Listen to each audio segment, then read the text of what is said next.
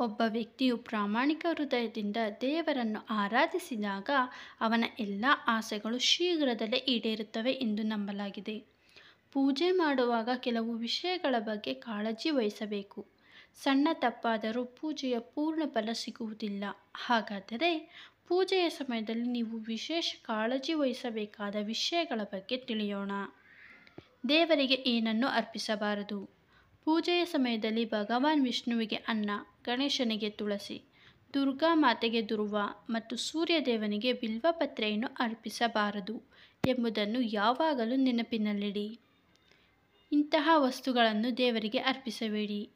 ಭಗವಂತನ ತನ್ನ ಕೈಯಲ್ಲಿ ಹಿಡಿದ ಹೂವನ್ನು ಮತ್ತೆ ದೇವರಿಗೆ ಅರ್ಪಿಸುವುದು, ತಾಮ್ರದ ಪಾತ್ರೆಯಲ್ಲಿ ಇಟ್ಟಿರುವ ಶ್ರೀಗಂಧ ಮತ್ತು ಪ್ಲಾಸ್ಟಿಕ್ ಪಾತ್ರೆಗಳಲ್ಲಿದ್ದ ಗಂಗಾಜಲವನ್ನು ಎಂದಿಗೂ ಅರ್ಪಿಸಬಾರದು.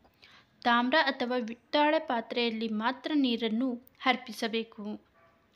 ದೀಪವನ್ನು ನಂದಿಸಬಾರದು. ಪೂಜೆ ಮಾಡುವಾಗ ದೇವತೆಗಳಿಗೆ ಹಚ್ಚಿದ ದೀಪವನ್ನು ಎಂದಿಗೂ ನಂದಿಸಬಾರದು ಎಂಬುದನ್ನು ನೆನಪಿನಲ್ಲಿಡಿ. ದೇವರಿಗೆ ಹಚ್ಚಿದ ದೀಪ ಯಾವಾಗಲೂ ಅದಾಗಿಯೇ ಹಾರಿ ಹೋಗಬೇಕು. ತಾವೇ ಸ್ವತಃ ದೀಪವನ್ನು ಆರಿಸುವ ಕೆಲಸ ಮಾಡಬಾರದು. ಹೆಂಡತಿಯನ್ನು ಬಲಭಾಗದಲ್ಲಿ ಕೂರಿಸಿ. ಮನೆಯಲ್ಲಿ ಪೂಜೆ, ಹವನ ಇತ್ಯಾದಿಗಳನ್ನು ಆಯೋಜಿಸಿದಾಗ ಹೆಂಡತಿ ಬಲಭಾಗದಲ್ಲಿ ಕುಳಿತುಕೊಳ್ಳಬೇಕು ಎಂಬುದನ್ನು ನೆನಪಿನಲ್ಲಿಡಿ. ಅಭಿಷೇಕ ಮಾಡುವಾಗ ಮತ್ತು ಬ್ರಾಹ್ಮಣರ ಪಾದಗಳನ್ನು ತೊಳೆಯುವಾಗ ಮತ್ತು ಸಿಂಧೂರವನ್ನು ದಾನ ಮಾಡುವಾಗ ಹೆಂಡತಿಯು ಎಡಭಾಗದಲ್ಲಿ ಇರಬೇಕು. ಸಮೃದ್ಧಿಗಾಗಿ ಇಂತಹ ದೀಪಗಳನ್ನು ಬೆಳಗಿಸಿ.